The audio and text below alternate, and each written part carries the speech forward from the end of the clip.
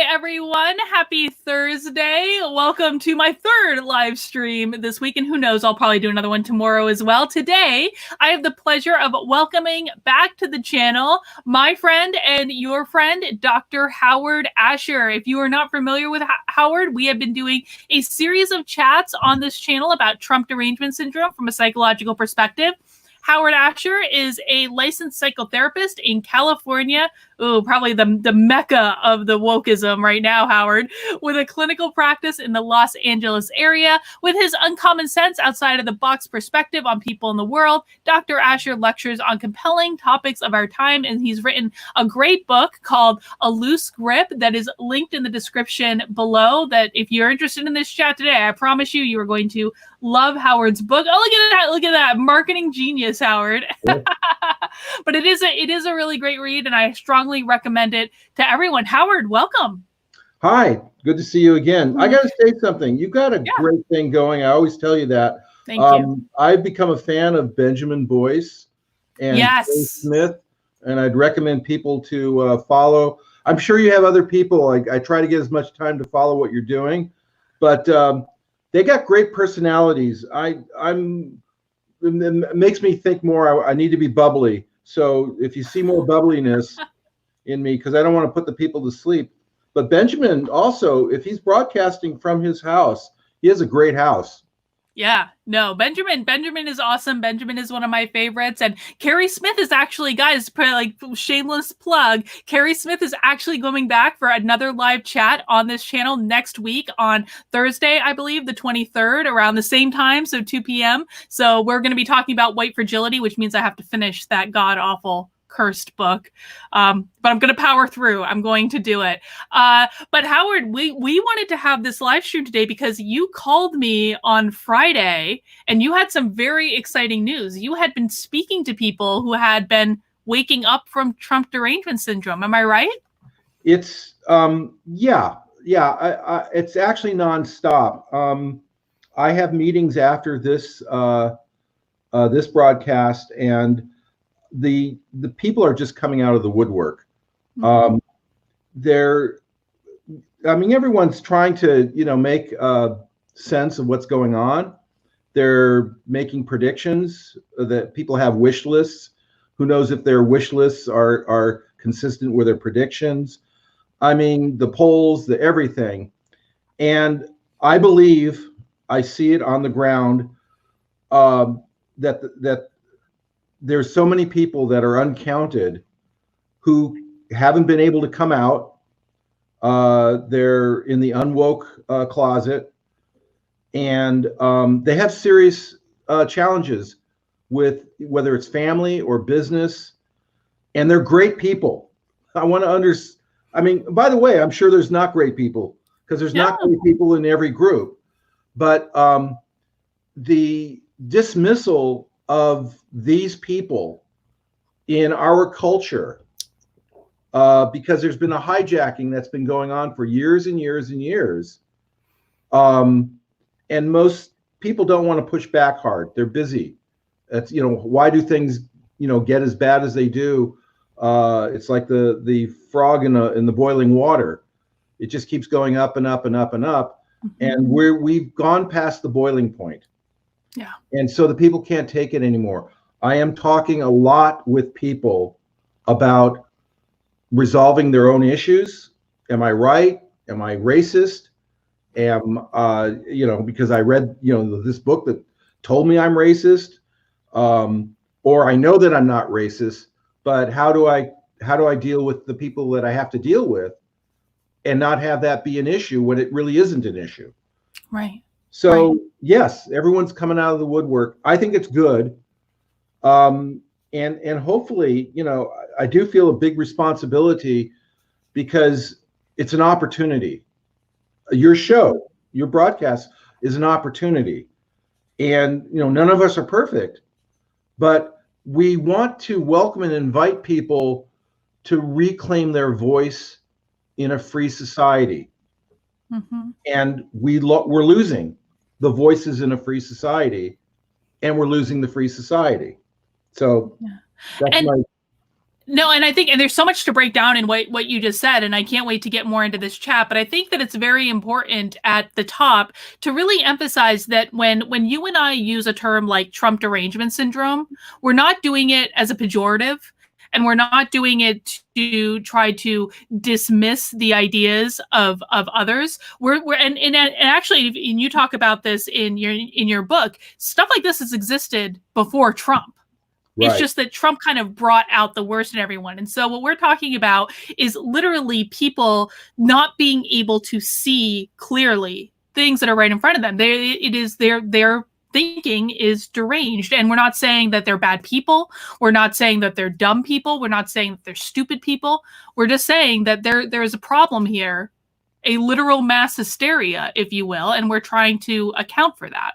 It is a mass hysteria. Let me give you a way of thinking about derangement. Fundamentally, the derangement that we're talking about is a blockage. It's blocking out information because the information is inconvenient or doesn't fit with a narrative. We don't want to be turned upside down in our thinking and our beliefs. And so we're going to block anything that threatens that. So imagine this. Imagine you have some kind of medical condition that's potentially lethal. Let's say it's an unusual, exotic medical condition. Let's say the diagnosis is accurate. You have reason to believe that you've got this condition. And let's say you see a specialist who knows how to deal with this condition, and they've been successful. They have a good track record. And imagine when you sit down with the specialist and they want to go over what this condition is and what to do about it. Imagine you block it out. Imagine you say, I don't want to hear this. That's essentially what derangement is. It isn't that you have to agree with everything, but you have to have a starting point that at least you understand what you're disagreeing with. Mm-hmm. And the derangement is they don't even know what they're not hearing. Right. It's blockage. That's what derangement is. It's blockage. Mm-hmm. And when we're suggesting people, wake up from Trump Derangement Syndrome, we're not necessarily saying that you have to like Donald Trump. We're not saying you have to vote for Donald Trump. You can disagree with every single thing the man says and think he is a horrible narcissistic person and not vote for him, and that's all okay, right? Absolutely. I invite people to bring it on, but I'm encouraging them not to be deranged. There's a difference. Mm-hmm. There's a major difference. The media is a part of this syndrome, and it struck me the other day. Trump gave one of the most interesting press conferences the other day in the Rose Garden. Perhaps you recall. Anyway, what he did was something I'd never seen before. Presumptively, he's running against Joe Biden. So what he did was he said, "Oh, Joe Biden came out with his positions on issues," and he read them all off. He said, "Here, Joe wants this, and this, and this." And what he did was he proceeded to critique it and trash what he didn't like about it. He pointed out where Joe's positions are similar to what Trump is already doing. In other words, he was in and out of everything in a lot of detail. Now, you may agree with it or disagree with it, but basically, he did the most sensible thing you can do if you're running for re-election or running for president at all, which is to basically say, here's what the other guy says he's for, and here's my position in response to it. It doesn't get any cleaner than that.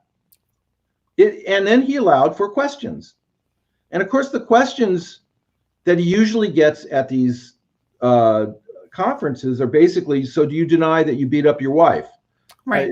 I'm making a sort of an analogy kind of a thing where he doesn't get curiosity questions about, okay, that's interesting. You have a difference of opinion about this and that. Can you explain more? A genuinely curious, wanting to know what in better detail where he stands. Instead, it's questions to don't you regret making that terrible mistake that you did the other day or something like that. It's not there to be curious. It's there to take them down. So he did the questions, and then I saw Jim Acosta and Anderson Cooper discussing it, and it was remarkable. Of course, they trashed it. They said they'd never seen anything like this, which, by the way, they were right, but they meant it in a really negative way. They said, as if the Rose Garden was a sacred place that you don't discuss politics. I don't know what you discuss in the Rose Garden. It seems like anything that's relevant. And by the way, if you do discuss things in the Rose Garden that is unappreciated, the public can decide where it goes. So anyway, they trashed it. They said this was despicable. This was horrible. They said all the usual things you would expect. And they said how terrible he was and how crazy he was and all of that. And what struck me about that was, of course, they were tone deaf. They didn't understand what they were looking at. And they proceeded to describe it to prove they didn't understand what they were talking about. They made a big deal about how horrible he is. And how horrible Trump isn't the point. Right. It's never been the point. They could show, but look, he said this. Look, he did that. The public will make a decision about that. What they missed was the story, which is that basically, whether you like him or whether you dislike him, there's going to be a vote, and we'll find out in the ultimate poll. And they just blew past it. So this is what I'm reinforcing what you just said. We invite people to think whatever they're going to think about Trump. You want to know who invites that? Trump does. Mm-hmm. Trump says, here's what I am. Here's what I do. You guys get to decide. I think I said this before, but if you think about politics, you could talk to your base and get your base, worked up and to support you. But it's like preaching to the choir. You've got your base. Trump's got his base. But imagine that you actually want to talk to people who wouldn't have considered voting for you. And what did Trump say in the 2016 election? He said, "What do you have to lose?" It was a real simple comment to people that he presumed wouldn't otherwise vote for him. He said to them, "You guys have been fighting these issues for a long time. You've been in cities that have been run by political machines or whatever for years and years and years. You're still in the situation that you're in with whatever the problems are. Why don't you look at what I have to say or what I can offer? What do you have to lose?" Mm-hmm. Mm-hmm. And, go ahead. No, well, I just want, and if you're not deranged, you would see what I just said. If you weren't blocking it, you could still disagree and say, I don't think he's got the right ideas, but you'd have to respect the forthrightness with which he says, here's what you get with me. Right. And what Jim Acosta always does, and I believe what he did after this press conference was he basically went on Twitter and was like, Trump just had a political rally in the Rose Garden. It's just completely dismissive. And there's nothing that he can say that they're going to have any sort of positive response to. And, it made me think of this conversation that I had with, and there's actually a video of it on this channel with a woman who actually trains progressive voters to try to convince Trump supporters to vote for Biden and to not vote for Trump anymore. And, we were having a conversation about how Biden obviously has dementia. I think Biden has dementia. I don't know your opinions on it, but I think he pretty clearly does. And that's one of the reasons I would never vote for Biden. But the response was, can you guess what the response was when I said Biden has dementia? What do you think she said? She said, well, I'm sure she disagreed with you. Well, she did, but then she doubled down and said, well, Biden may have dementia, but Trump has dementia too. And I was like, and I looked at her, I was like, you know what? Listen, you can not like what Trump says. I don't care. If you hate every word out of the man's mouth, that's absolutely fine.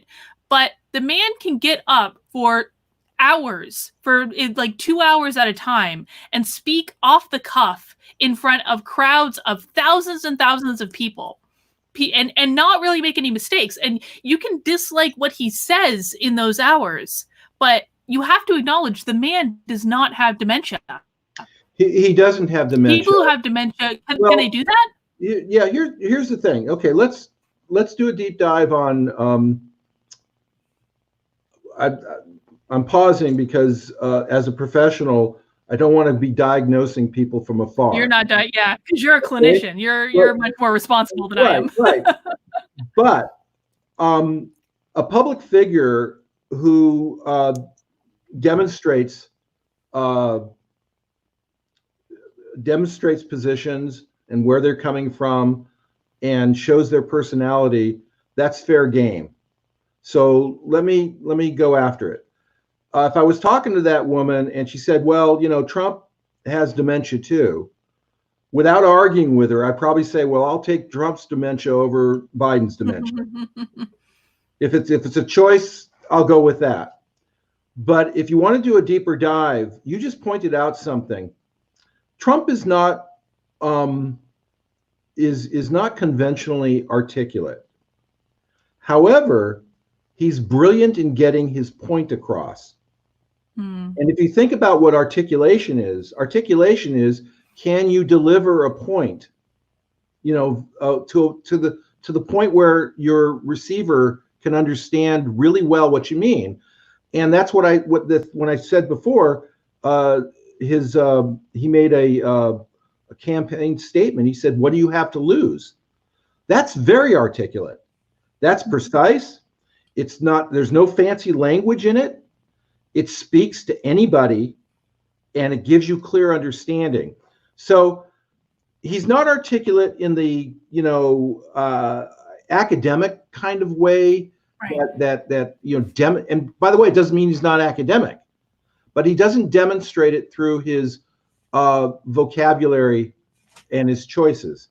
But he's brilliant in terms of getting across.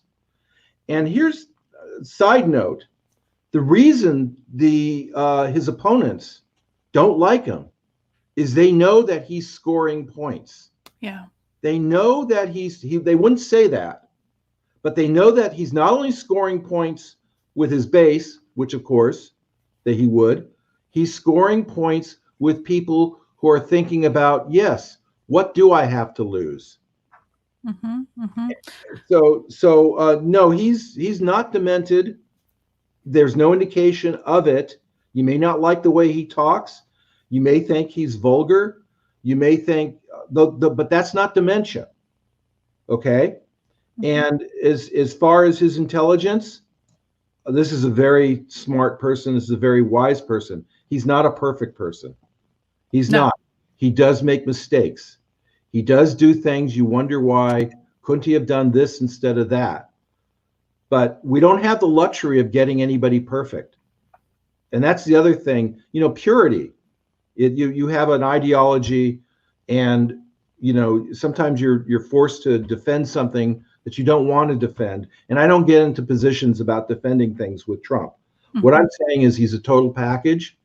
And if you want him, call him demented, I'll take the package and I'll take the dementia, because what do we have to lose? And we could even point out things that have benefited everybody. Absolutely. Now, Deborah has a great question, and so I want to bring it in here. She asks, why or how are the deranged so successful? And is it contagious? And why is it dominant? So there's a lot to unpack there. Yeah. Yes, it is contagious. What were the do the questions again, because they're all good. Yeah. Why or how are the deranged so successful? Well, okay, successful at being heard and being, you mean in politics? I think that's a great question, and maybe Deborah can provide us some clarification in chat. So successful at what? But maybe we can focus in on, is Trump Derangement Syndrome contagious? Yes. And we'll start with that. Yeah, it's contagious because it plays to people's fears. The thing, you know this in marketing, is that what you do is, you don't want to lose all your money, so invest with us. Or, it's a standard approach to addressing people who will. It's a call to action, and the way you get that is addressing people's fears. So derangement is successful, is growing because people are afraid. Mm-hmm. And we've talked about this before, so they're afraid of what? They're afraid of being called a racist? Yes. Yeah. It's as a I'm a good person, and I can't associate with someone like that because then I'll be seen as a racist. And so if you're going to shoot a shot that is not based on reality but can be successful, again, so that's not integrity. I just want to win the score, but it's not based on sound reasoning. It's not based on reality. Doesn't matter. The truth doesn't matter to this. You could throw all the evidence there is. It's not going to make any difference. So if I'm afraid enough of something, and I can assure you that if you stand with Trump, you're standing in the wrong position. You don't want to be there. So I'm gonna go against Trump. Absolutely, every day. Mm-hmm. And maybe this is a good entry point to discussing people who are starting to wake up and question. Maybe they haven't gotten to Trump yet, but they've read White Fragility and they've heard about how racist they are and how they'll always be racist. I know I got probably about a month and a half ago a very emotional email from someone who was forced to read White Fragility, and really she got depressed from it, and she said, I'm racist, I'm always going to be racist, and there's nothing I can do, and it was very depressing. And then she happened to find a video on my channel where I was basically calling BS on White Fragility, and she was like, oh my gosh, no one has said this to me. No one has said that I can be white and not be a racist. So when you're interacting with people that are starting to wake up and question the woke ideology, how do they start to wake up, Howard? What are kind of the triggers that you're seeing? Well, when they start to wake up, they don't tell other people. They keep it to themselves. We understand cognitive dissonance, which basically means you have a value set, a base of understanding, a belief set. And so that's all well and good, except you go out in the world and you start to see evidence that what you believe isn't supported by reality. Well, when you see that, you just don't go, oh, I had it wrong. People don't change on a dime. I just wrote an article called Change Your Mind, and it's posted on medium.com. And I write short articles because I know people don't have a lot of time, but I talk about how hard it is to change your mind. And one of the points I make is we don't want to change our minds. We're set. It's inconvenient to change your mind. It's like, if you think about it, America operates on the Old English system, not the metric system. We haven't changed that because we don't want to. And there might be some practical reasons for it, but I'm just trying to point out that there's so much resistance to not changing your mind. So that's thing one. Thing two is if you start to be uncomfortable that what you're thinking and believing just simply doesn't fit, now you've got the challenge of what am I going to do? Even if you say, I'd like to change my mind, but if I do, worst case, I lose my friends, I lose my job, I don't know which way up is anymore. It's a personal crisis. And so the people will do one of two things. They'll either go further into their shell, or they'll hurt so much, they'll come out and they'll knock on the door, they'll read a book, they'll talk to somebody they think is wise, they'll see a therapist. I mean, who knows? They'll just try to seek something outside of themselves. If they see something outside of themselves, let's say they see this broadcast and they go, I've never heard all these things put this way before. I didn't know that you can hate Trump, but still think, okay, some things he did okay. And I'd rather have another president than Trump, but I certainly don't want Biden. People can make that choice. They could start to make decisions along continuum. They don't have to be black or white about everything. They could say, Trump is a racist, but I'm not, and I like his policies, and at least he doesn't make racist policies, and whatever he thinks in his own head is his business. See, that's all nuance. Yeah. And people have a hard time with nuance. They have that. I mean, that's what happens in these. Okay, I'm going to change the subject. Okay. Okay. The history of animation. You didn't see that coming, did you? No, I did not. Okay. Go for it. The history of animation is remarkable. We've been human beings have been interested in animation since they were drawing pictures. Okay. And fast forward, we have animations. We know them mostly as cartoons. Cartoons are caricatures. Cartoons aren't real life.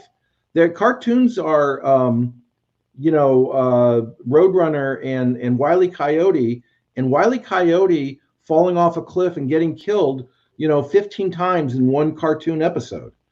Well, that's not life. You don't get killed 15 times, but it's a caricature. What's it a caricature? It's a caricature of,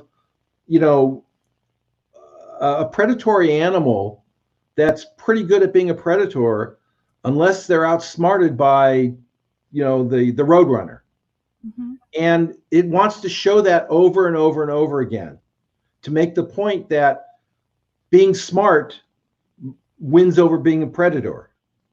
Who knew that there was, a message in all the cartoons, but there's always a message, but it's a caricature message. Well, here's another shift. That's what politics has done. We don't talk in nuances. We talk in caricatures. So when Joe Biden or anybody, it's not just him, and it's not just Republicans, and it's not just Democrats, it's all of them. Although I think the libs are doing it more these days than the other side, but they all do it. And and Trump does it too. And what they do is, Trump will say Sleepy Joe Biden, and he's doing a caricature, and he's trying to make a point that is a bottom line point. But Joe Biden, even with whatever cognitive problems he's having, I don't think his whole life he's been a stupid person. No, I may not have agreed with him, but when I get into a campaign, I may want to caricature him as the stupidest person on the planet. And Joe Biden will do the same thing with Trump. He's the stupidest person on the planet. So what you have caricatures being the dialogue of all our politics. You and I know each other. We have respect for each other, and we probably believe, without knowing, unless we got into it, that there's plenty of things we disagree with. Yeah, I'm sure. But here's what I think we know about each other.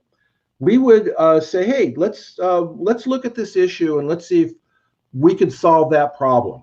What do you think, Carlin? And you would tell me what you thought. And I wouldn't be deranged and block it out. I'd want to listen to it. And then you'd say, what do you think?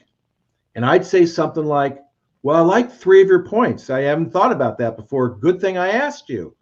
I have a concern about 2 things you brought up. You wouldn't block me. You would say, oh, yeah, what are the 3 things? What are the 2 things? And it would go back and forth that way. So that derangement, just to underscore what I was saying before, means there's no blockage. There's nothing about you that I know would ever block a discussion between you and me, even if you were polar opposite from what I originally thought. And what you just described there, it's like the lost art of the compromise, right? I the last time I was at South by Southwest in Austin, and I know we have some people from Austin in the chat, or who have kids in Austin in the chat. I think it was, oh gosh, I want to say it was 2018 or 2017, something like that. And I saw Arnold Schwarzenegger there. And, I really only went to Arnold's talk because my husband loves him. And so I wanted to take a picture of Arnold and like text him and be like, haha, I got to see Arnie. But he's very, very smart. I was shocked. And one of the things he talked about was how he tried to get a whole bunch of stakeholders that had a stake in healthcare in California in the same room to try to reform healthcare in California. And he said to them going into the room, he said, not a single one of you is going to walk out of this room with a 10. The very best you should hope to walk out of this room with is a 7. Because if you get 70% of what you want, that means you're giving other people wins. Because if you demand 100% of what you want, that means that guy over there is going to get 30% of what he wants. And then the whole thing falls apart because people aren't satisfied. But if we can get to a place where we're satisfied with getting maybe even 50 or 60 or 70% of what we want, that's still a pretty good place to get to. Absolutely. And we don't have an apparatus that allows it right now. Our media is standing in the way because they'd rather do cartoons, caricatures, than to do nuance and give credence to a lot of points of view. Mm-hmm. And of course, and this brings us to cancel culture. It's the most serious threat we have to our republic right now. And of course, it fits with the derangement thing that I was talking about, because what does cancel culture do? It blocks. It says, this is not to be thought of. This is not to be mentioned. You can't say it. Because, of course, it would be dangerous. Because if you said it and it made sense, but it wasn't according to the narrative of whatever cultural group you want to belong to, we have become more loyal to our cultural groups than we have to freedom. Mm-hmm.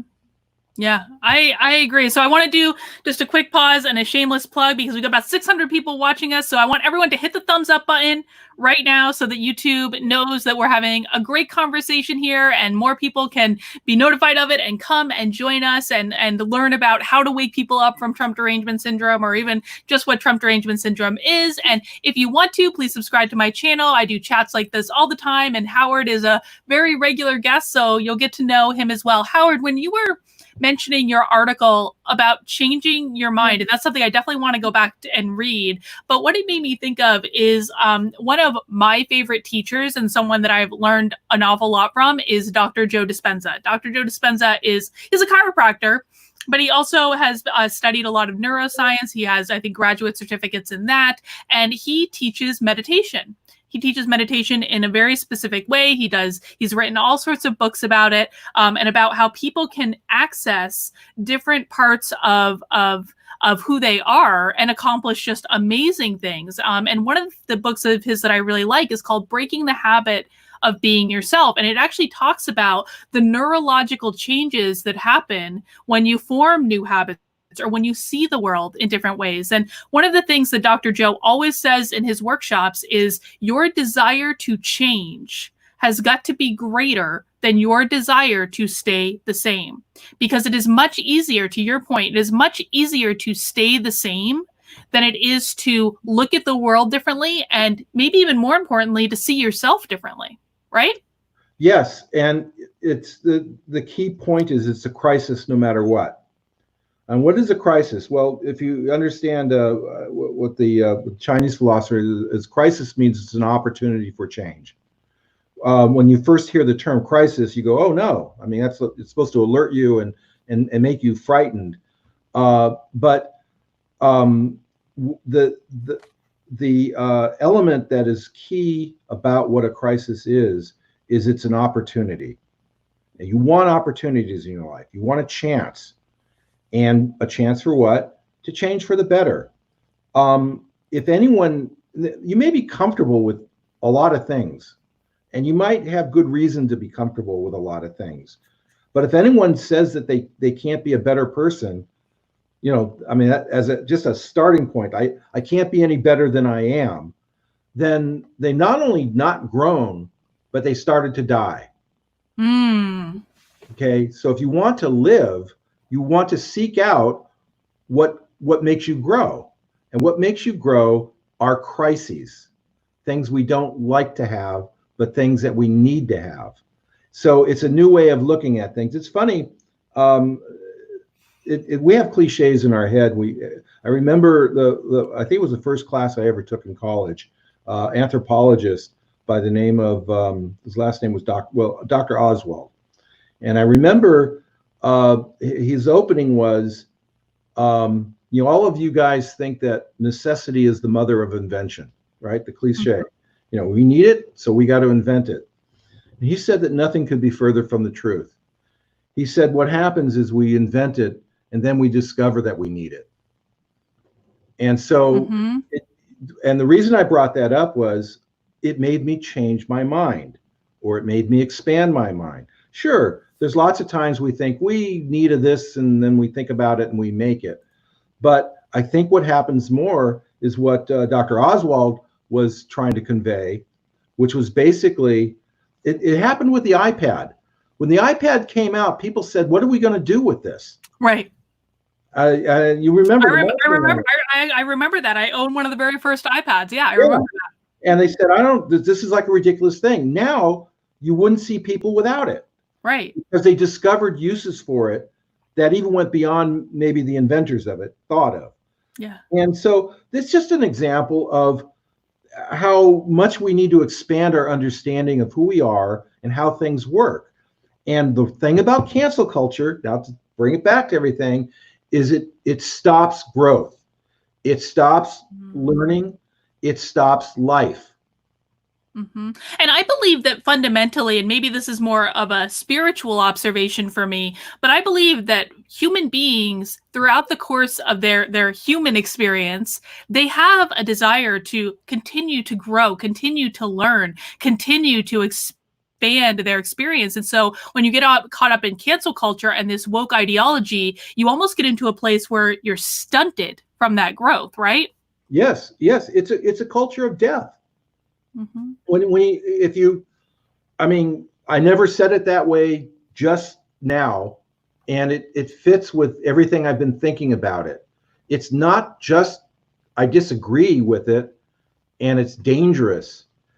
It's about that it revolves around dying, bringing everything to a halt. No more growth, no more reason, no more differences. The things that even touts, like differences, for example, diversity. And that's a subject in itself. I think too much is made of it, but they certainly tout diversity as an end wonderful thing. Right. Except they don't. That's the irony is, we're for diversity of people in their different heights and their different hair colors and their different eye colors, but we're not for people of diversity of thought. The only thing that matters, everything else we like differences, but the thing that matters the most, your thought, the essence, your soul, we don't want diversity for that. It's funny because it was just this week, actually, there was a college at Penn State University, their liberal arts college, who tweeted out this image that said, oh, Black Lives Matter and Latinx, we aren't building any walls here, and Muslims are welcome here, and conservatives, your viewpoints are important. And they immediately got backlash for including conservatives on that list. How dare you compare conservatives to Black Lives Matter? So here's what happens. So there will be people who are fully engaged in the derangement and are feeding it and will go to their graves deranged. But there's going to be, I don't know what the percentage would be in that group that witness what you're talking about, and they're going to go through, wait a second, in their head. They're not going to say it out loud because, you get creamed. But in their head, they're going to go, conservatives aren't welcome? I don't agree with conservatives, but doesn't that go against what we're said? And then that will happen again and again and again. Then two of them will bump into each other and say, what do you think about that thing? And they're going to go, I don't know about that. And they're going to go, yeah, so-and-so told me the same thing. And they're going to discover there's more of them than they knew. Well, I think This is a really interesting point. Let's stick with this for a second. So it's almost like people need they need that one thing that hits them kind of directly in the face. And it Right. doesn't matter if all these things have been happening around them and they just didn't see it, because most of the things that happen around us, and I want people in the chat to really understand that we take in a ridiculous amount of information in our brain. It's something like 11 million pieces of information every single second, but we are only consciously aware of about 40 of them. So every single person takes in more information than they become consciously aware of. So it takes that one thing, that one spark to kind of say, hang on. And am I right in saying that once they see that one thing that doesn't make sense, then they start looking for things that don't make sense? Absolutely. It begins with that one thing. They get very uncomfortable with it because they have integrity. They were in their group because they thought it was the good group with all the integrity. Mm-hmm. And they had high ideals. And the ideals, there was something missing. There was something perverted. There was something, and it was that one thing. And they discovered they weren't the only one that saw it. Mm-hmm. And that's, I was referring to making sense and making predictions, what's going to happen, and the polling and all of that. That's a whole nother subject about the polling.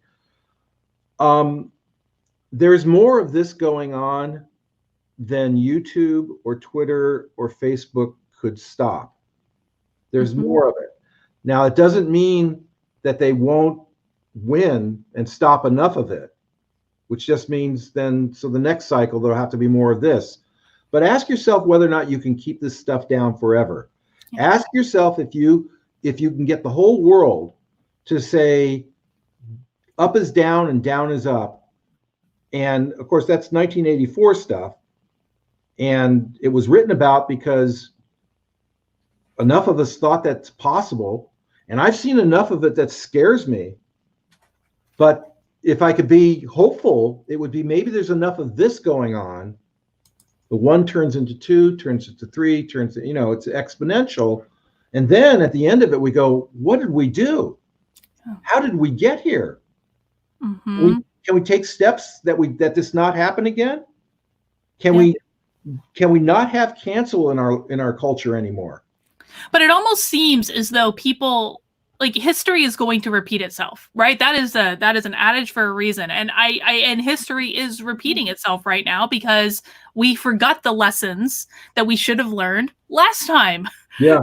This stuff happened. And I saw a video earlier today. Elijah Schaefer tweeted it out on Twitter. It was Muslims being lined up and loaded onto trains to go to concentration camps in China. Yeah. We have literally forgotten the lessons of the Holocaust. Do you want to know how to offset that? How? I was going to ask you a rhetorical question. I'll just say the most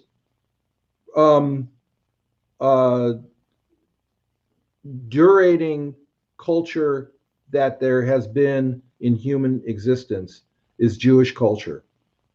It's the longest standing entity of a thing, of a people, a religion, a culture, Judaism. Okay. If I've got my history right, I don't know of any other culture that's outlasted.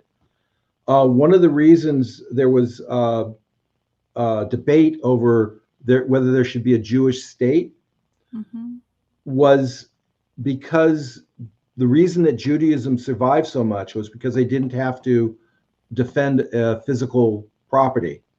That Jews got into every culture, and they got into every culture mostly in the middle class. So that they were educated, they ran things, so they're long lasting. They've been around. The key to doing that is they have what's known as Passover Seder. Passover Seder canonizes history. We were slaves. We were oppressed. We got out of there for whatever principles. And it may seem just very simple. And I'm sure I'm encouraging people to do a deep dive as to what the meaning of a Seder is. which is basically to not forget. Never forget, never forget. You heard it with the Holocaust when it happened. Never forget. Well, it didn't take too many generations where we have forgotten it. I mean, we know about it, but I don't think we know about it enough.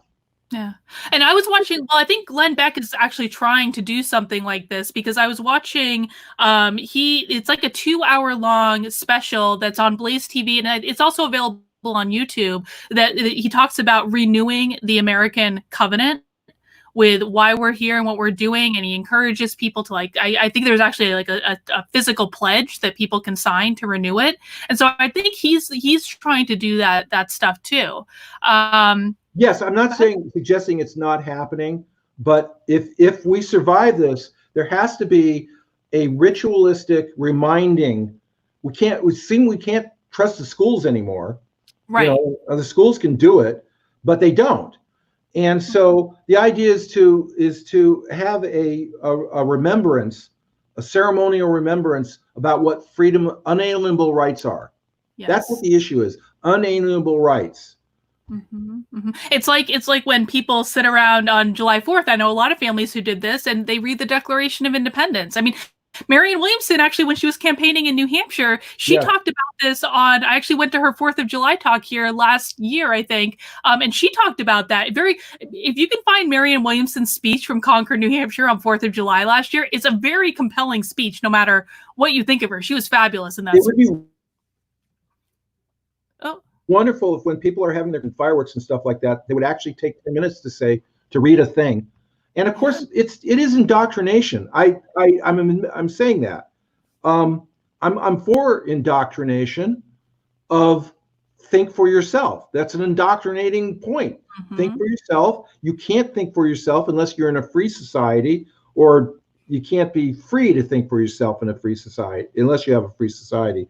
But here's the interesting thing. So Thanksgiving is going to be coming up, and what's pushing against it? Well, it's Western civilization coming into North America and wiping out the Native Americans. Mm-hmm. So when we're talking about doing a celebration to talk about inalienable rights, there's a pushback to say we don't want that because you've destroyed other cultures and stuff like that. Now there's some truth to it. I mean, that's part of freedom of thought, is to look at the whole of your footprint, of the cultural and societal footprint, the atrocities and everything that go with it. So I guess that's my appeal to the people who are saying we don't want Columbus Day, or we don't want the 4th of July, or we don't want Thanksgiving. I would say to them, if you don't want those things, you want to have those things to remind yourself of what the things that are important. Mm-hmm, mm-hmm. In other words, they're rooting their own argument. And maybe if people revisited things like the Declaration of Independence, like the Constitution, they would read about how we are supposed to be a more perfect union. We'll never get to being perfect, but we strive to be more perfect every single day, just do a little bit better. I wrote about that specifically in my book, and I said the operative word was more perfect. How self-aware is people who write something to say, we want to get there. We're never going to get there. And so we need to be humble enough about it, but it's still a good growth. It's still a good direction to move in. And so I wrote exactly about what you brought up. Man. So I just want to do a quick pause and get some of these super chats, because we've got some good ones. Guys, if I don't read off your super chat, it's usually because you just said thank you for the talk, and Howard and I greatly appreciate that, and we thank you. And we've got quite a few of those, Howard. People are enjoying this talk today, which I think this is our best one yet. What do you think?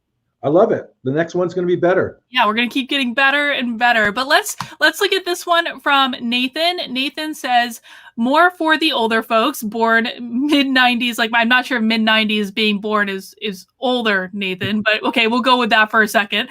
But from all I hear from the folks born in the 80s, that's me, and the 70s, and Howard, we're not going to ask you when you were born, it sounds like the left has become the religious right of that time, moral arbiters, censorship, etc. And I have to say, as someone who was born in 1981 and had my formative years in the 90s, one of the reasons I became a Democrat in 1999 when I turned 18 was because I hated the religious right. I hated that they wanted to tell me what I could think about and what books I could read and what music I was CDs at that time, what CDs I could buy and all of these things, and that they were trying to legislate their religion. And I grew up as someone that did not grow up in a religious family. My family was very agnostic, and I didn't want that stuff legislated.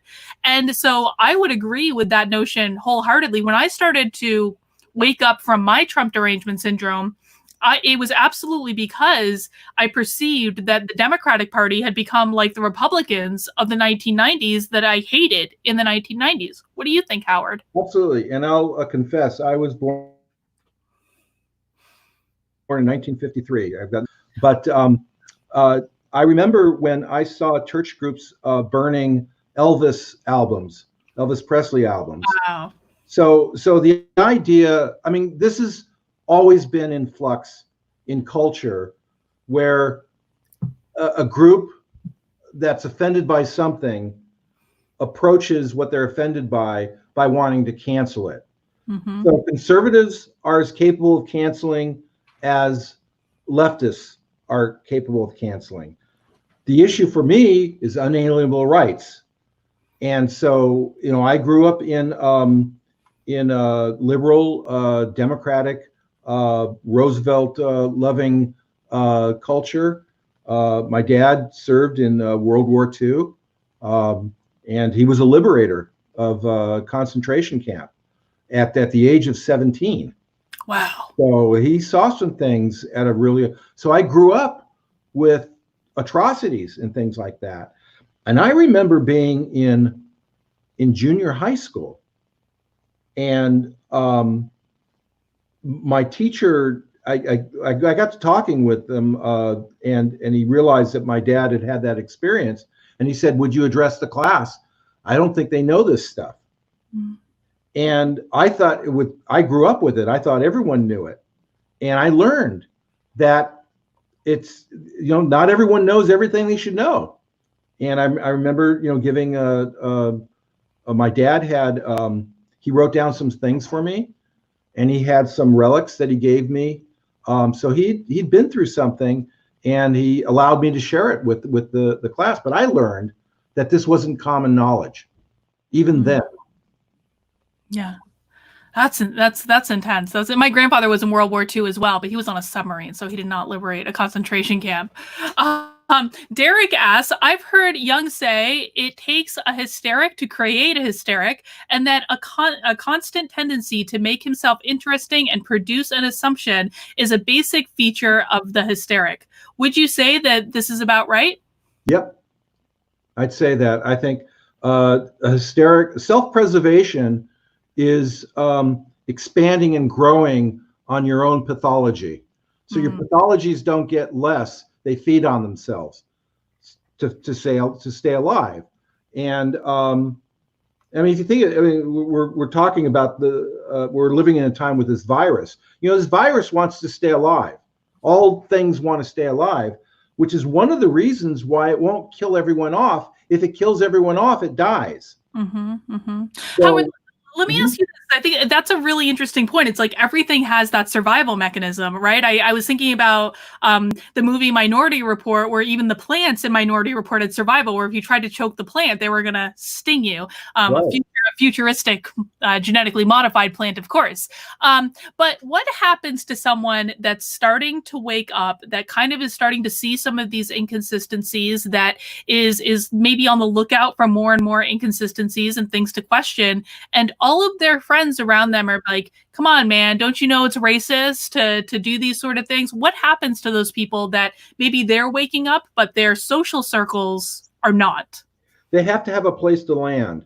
If they're starting to wake up and they can't land anywhere, and of course the landing can mean a lot of things, but they gotta, because every thing that goes into imbalance has to seek some kind of balance. That's physics and that's biology. So we're out of balance right now. We're out of balance as a culture, as cultures are always out of balance. Okay, but they're dynamic. They don't just stay in the imbalance. it's called homeostasis. Okay, so if a person's getting unwoke, if a person's getting unwoke, they won't be successful in continuing the cycle that they need to go to unless they can land somewhere. Mm-hmm. Mm-hmm. And it could be landing on this broadcast. Yeah. It could be landing on reading a book that can validate what they're talking about. They have to land in a place where they go, okay, I'm safe. And for me, that was the walkaway movement. I discovered that the walkaway movement was actually a real thing, even though Rachel Maddow on MSNBC has said it's all these Russian bots and it's all fake. And no, it wasn't. And that was the place where I landed. But it's funny. I was thinking I posted my walkaway testimonial in the Facebook group probably about a year ago now, to be honest. And in that testimonial, I specifically said, I am not voting for Donald Trump. So I had woken up a little bit and I was like, the Democrats are crazy. I'm not comfortable with this, but I am not voting for Trump. And, fast forward a year later and I am completely on the Trump train, not because I think he's the greatest guy in the world, but because he's the only sane choice. I want to congratulate you. I didn't know that you would actually say that out loud. And here's why I want to I don't want to congratulate you because you think Trump's, better, all that. That's between you and you. Yeah. Okay? Yeah. But my takeaway from what you did was courage. And that's the other component of unwokeness, is it's going to take not only a place to land, but you're going to have some courage. Mm-hmm. And by your going as far as that, I knew that you weren't saying I agree with everything. The takeaway was that enough is enough.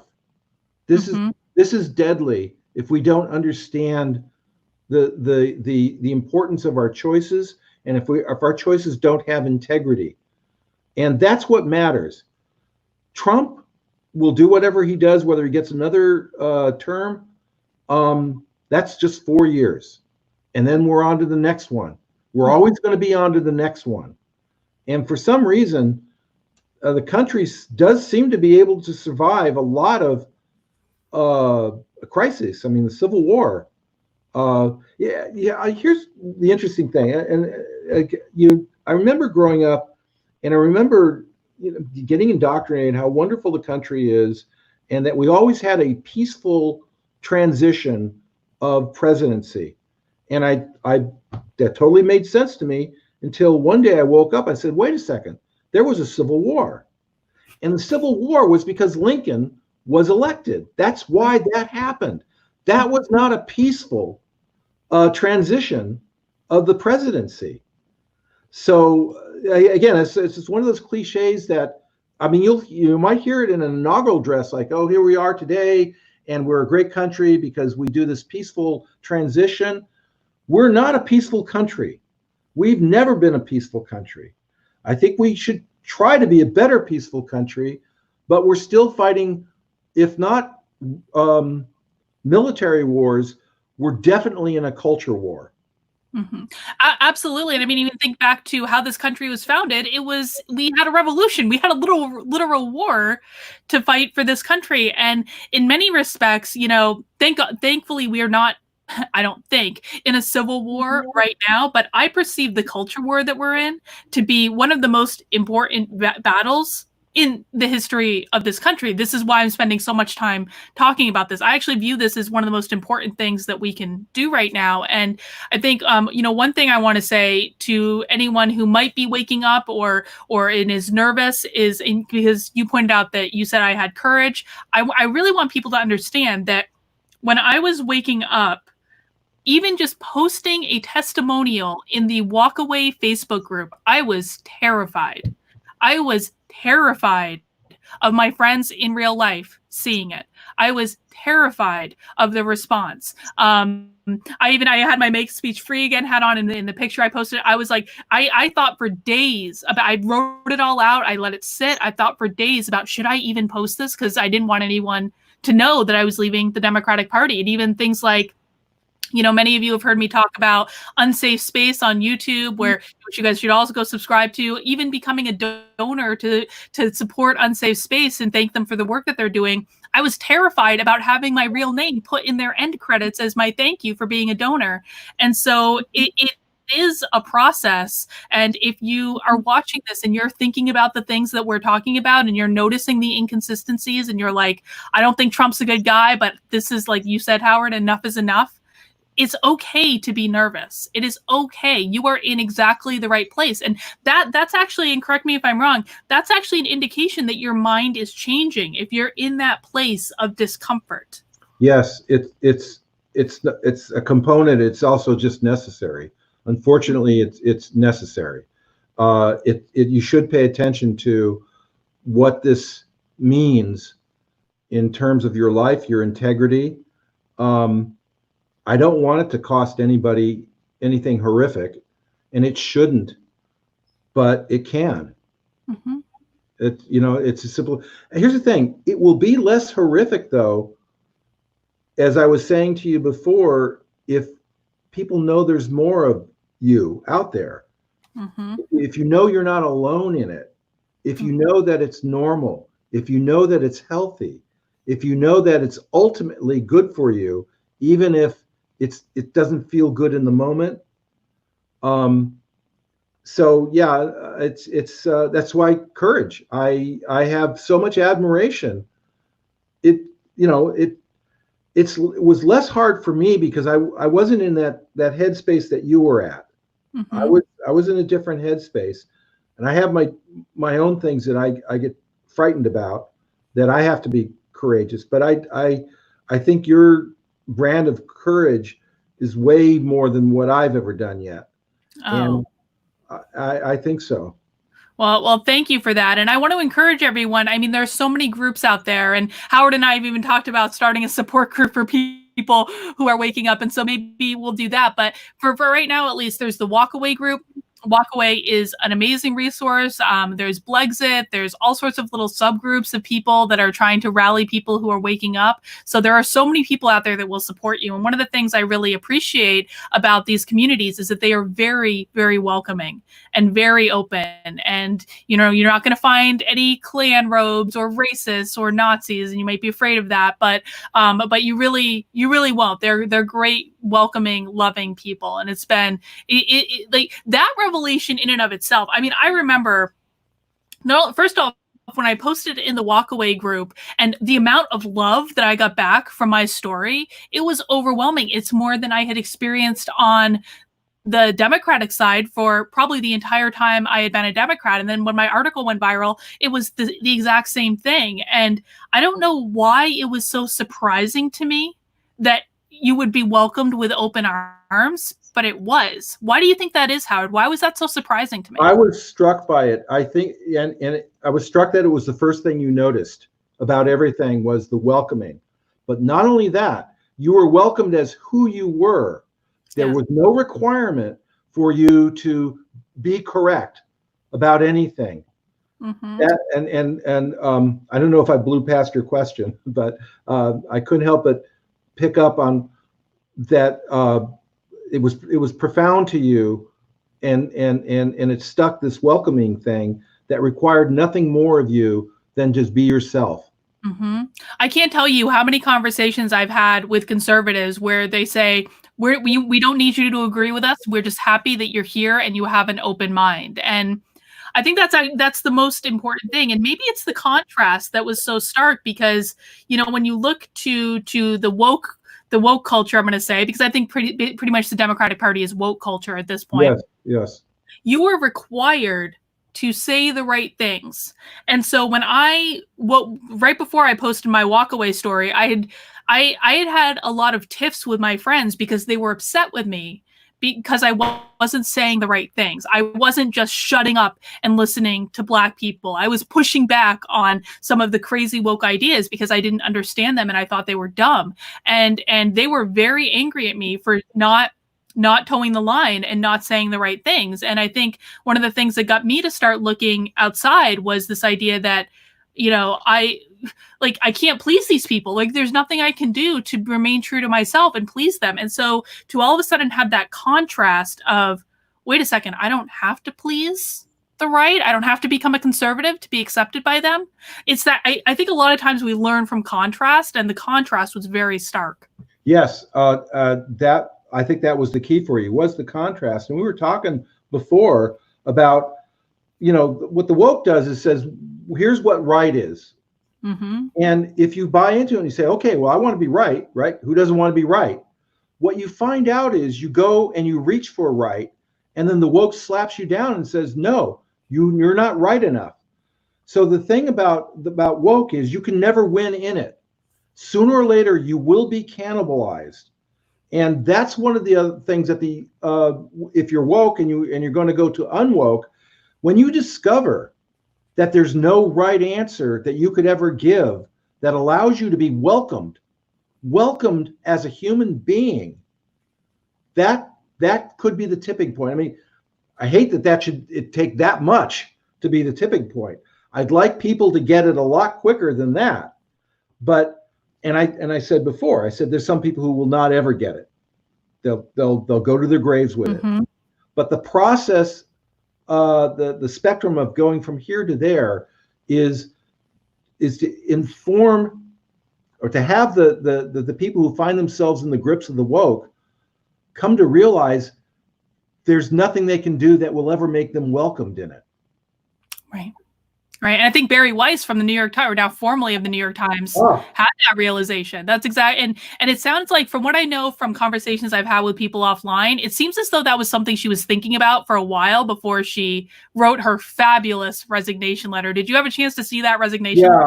I did. It's gotten a lot of buzz. That came off of the heels of this letter. Was it written to Harper's? Yes, the Harper's letter. Well, okay, so these were all woke people. Not Trump likers. Maybe there might have been one, but just it was a we don't like Trump letter. Mm-hmm. And they wrote the mea culpa thing or the whatever, and it wasn't. They got in trouble. Yep. They got in trouble, and instead of saying we had enough, they said, "Oh, we're sorry," and they went back and they did a mea culpa. Yeah, of course, I feel for them that they didn't do what they should have done, which is like, oh, really? Okay, that's just one too many. Adios. Mm-hmm. Okay?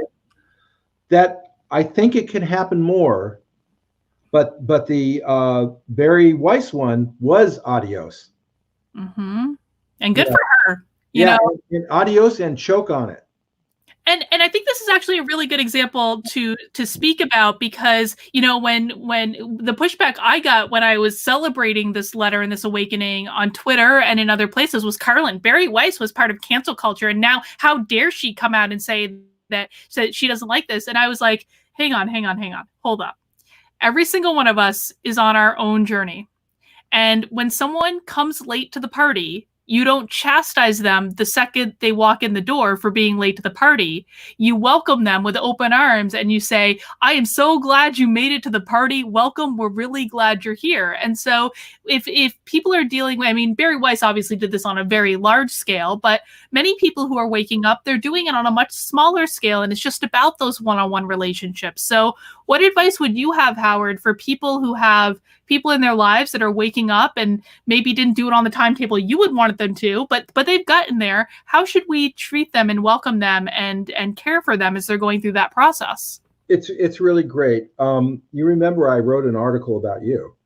Yeah, I do. Yeah, and the thing I wanted to point out was you really hadn't changed. Yeah. On the one hand, you'd say, "Oh, I got enlightened, I changed, I understood," but I think at the core you didn't. You were you, and you realized that you were standing in the wrong place because you weren't allowed to be you. And I wrote about exactly what you said: is we don't chastise these people, we welcome them in. They have things to tell us that we need to know. Mm-hmm. So, what does the welcoming look like? I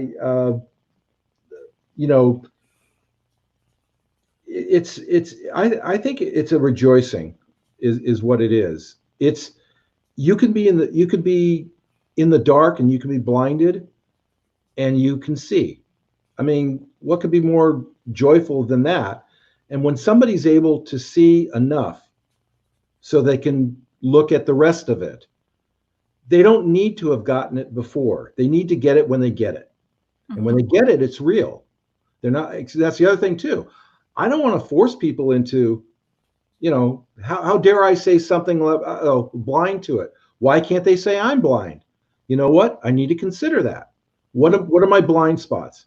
What don't I see? And so if people come into, wanting to explore this, feeling they've made a transition, and it's like it's a conversion. You have to respect it. Then anybody would want them to be in it genuinely, not forced into it. Yeah. And so whenever they get it there is when they get there. It's as simple as that. And one of the things I want to emphasize to people is that the process of getting there, it's not a snap of a finger. People think I went to a Trump rally and I just woke up. No, that's not how it works. That's not how it works with anyone. It is months and months, or maybe even longer, of rumination and thinking and questioning what you see in your reality. And the process of waking up is almost like, if you want someone to suffer consequences for not waking up soon enough, they've already suffered the consequences in the thought process and the consideration and the investigation. They've done their work by the time they get there. Yeah, you don't need to pile on. And if you do, you're just not really much better than the cancel culture. Yeah, that's right. You're not welcoming, and then they'll have another crisis, meaning, well, where do I belong at all? Right. So, there's no one's got my back. I have nowhere to go. And don't think I'm not concerned about that. If you have a way of being and all that, just don't be self-righteous about it, and understand that blindness is universal. Absolutely. So I want to go to the super chat from Mexi Man, and he sent it in a while ago and we were just getting to it, so I apologize for that. But this goes back to the conversation we had about people forgetting the lessons of the Holocaust, and Tim Pool was tweeting about this earlier today. So Mexi Man and Cheese says in 2016, oh, it's just about the pronouns, don't worry. And now in 2020, there was an article today, Howard, in the LA Times that apparently in LA County juvenile detention centers, they're experimenting with hormones on young boys, female hormones on young men. Why? I'm not exactly sure, but it was in the LA Times earlier today, but maybe to see if it doesn't sound legal either. No, it doesn't sound legal, but that's where they getting consent from to do that? Well, I think that's part of why the lawsuit exists, is they may not have been getting consent to do that. Maybe it's to make them more docile and less I'm not exactly sure what it is because I haven't read up on it as much as I should have. But I mean, that to me, that is straight out of the Holocaust. Yes, we've literally forgotten our lessons. E. Cox in the chat says as a treatment for ADHD. Yeah, so to make them more docile. So yeah, ADHD. Okay. Yeah. Okay. I have my questions about that. I have many questions about that. Yeah. As it turns out. Let me see. I think I missed another super chat as well. Ken wants to know: are you on Twitter, Howard? I am. Nobody ever goes there. Oh, you got to tell us what your Twitter handle is, Howard, and we'll make sure people go. I don't even know what it is. Just look it up. under Dr. Howard Asher, I believe. Dr. Howard Asher on Twitter. No, I appreciate the question because I feel lonely there. Although I hear that if you get popular, it gets pretty nasty.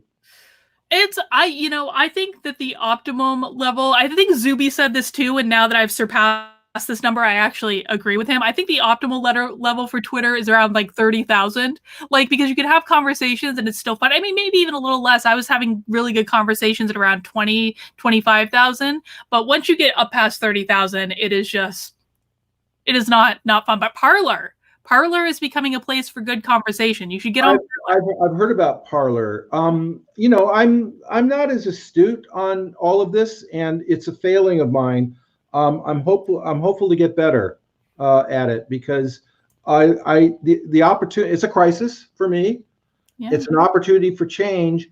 But if I can manage how to do it, in the nimble way that I like to do things, I think the outreach and the communication is critical because there needs to be better fluid communication on the things we're talking about. Yeah, I agree. But keep in mind, if you get more into Twitter is a cesspool. It is not real life. You always have to keep social media in context because it is. I mean, one of the arguments in Barry Weiss's letter was Twitter is not the masthead of the New York Times. Yeah, she mentioned it. I thought it was brilliant, her letter. All right, folks. Well, if you have enjoyed our conversation, and we're still going, I don't know if we're at the end of it yet, but please give this video a thumbs up so that Facebook knows we're doing good stuff here. If you like it, make sure you subscribe to the channel, turn on the notifications. Howard is a very regular guest, and so he will definitely be back in the future because we love having these conversations. We're getting really good at them now. So we always enjoy it, and it's an incredibly important topic. Howard, what other thoughts do you have today around waking up from Trump Derangement Syndrome, or advice from people who, maybe we can go here. What advice do you have for people who are like, I just want my friend or my spouse or, my brother or sister or child. I get emails all the time from parents who are, basically being cut off from their children because of this. What advice would you have for people who are trying to wake up the loved ones in their lives? Okay. Thing one, waking up from Trump Derangement Syndrome is not saying I like Trump. They're not the same thing. If you do, you do. If you don't, you don't. If you really dislike him, you still can wake up from Trump Derangement Syndrome. So you want to separate what it means. Okay? Mm-hmm. If you've crystallized that in your mind, that this isn't being for Trump necessarily, it's not for Trump. It's just waking up from derangement. And today it's called Trump derangement. The other issue is a hell of a lot more difficult. It's, because you can't wake up other people. It's all you can do is to wake up yourself. Now you got to go deal with other people. Mm-hmm. It's a whole compilation of things that are just way out of your control. But here's what you need to recognize. The woke requires you not to stay silent. In the beginning, you could stand by and just not talk woke stuff and not get hit. Woke has gotten so powerful that now they do a roll call and they ask you to say the woke things.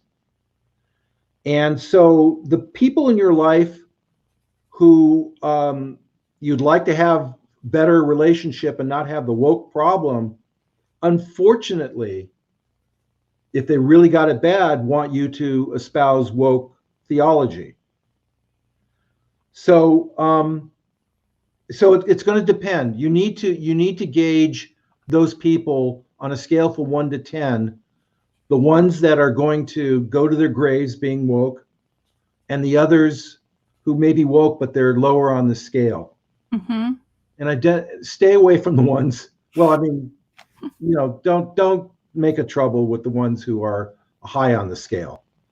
Mm-hmm. But where you want to have more full discussions, try to identify the ones that are lower on the schedule, and then identify a talking point that is completely agreeable. Okay, you start, one of the things that Trump doesn't do enough, he doesn't highlight the remarkable things that he's done. He signed a bill, 2 bills related to Hong Kong. Yes. And one was basically he's cutting off any special arrangements with Hong Kong because Hong Kong's China now. Now you may have said, well, Hong Kong was always China. Not so much. No. Hong Kong was really a separate country. And it had a quasi-interesting relationship with China that China needed desperately. China needed them to be a capitalistic entity. But pathology took over, and China, I think, is doing a self-destructive thing. Should have just left Hong Kong alone. So Trump dealt with that, and then he did sanctions on top of that. I don't know if that subject's too complex for too many people, but let's say you use that as an example where you could talk to someone who's low on the woke and say, well, what do you think about Hong Kong? Do you think that those people should be free? And the good chance they may say, yeah. And I said, then you would say something like, then you'd probably like what Trump did. He signed a bill. I mean, so as bad as you think he is, he's good for something. Yeah. And maybe they agree. And whatever subject that you could find that really should span agreement across the whole spectrum, that's how you approach anybody that you might want to attempt to see if you can make the relationship smoother. I mean, another example that I could think of is Trump signed the most dramatic prison reform that we've seen in a very, very long time. And that was much needed. And it was a great thing. Yeah, boy, he doesn't get enough credit. There's a lot of these things that, because, we talk about the cartoony things. Things are what's really important, or what gets talked about. They're not important. But yes, the prison reform, my gosh, the woke, well, see, they're in a cognitive dissonance. Of course, the woke would say yes, but they're beside themselves that Trump did it. They don't want to give Trump the acknowledgement and a win. So someone who's high on the woke scale, you can't do anything with it. Someone who's lower on it, that's going to make them scratch their head and go, yeah, I don't like Trump, but he did a good thing. Howard, let me ask you this, because emails that I get all the time are from parents who say, my kid is trying to force me to say these things about Black Lives Matter and give money to Black Lives Matter. And they say that if I don't do it, then they're going to cut me off, and they're going to cut off my relationship with my grandkids and all of these things. And, I'm sometimes at a loss for what to tell these parents, because, I don't think that there's anything that they can do other than bend the knee. And I don't think that bending the knee is good either. But I guess my question is there hope for these relationships? Very little. I'm at a loss too. I mean, our backs are to the wall in such a ridiculous, absurd situation. Here's what I would recommend. I would say,